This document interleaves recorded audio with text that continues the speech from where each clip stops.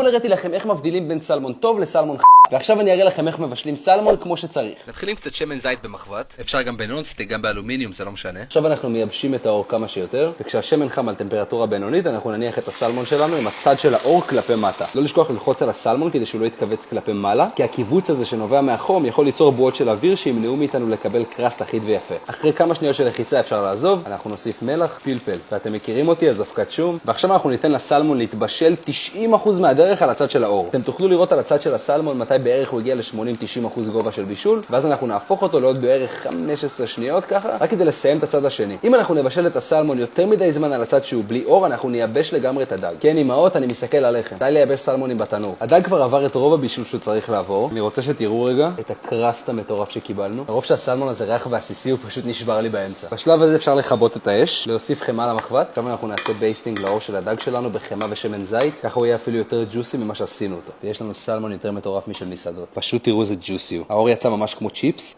וכל הדג פלייקי ועסיסי ככה. אם אתם אוהבים תכנים כאלה, תעקבו שלא תפספסו.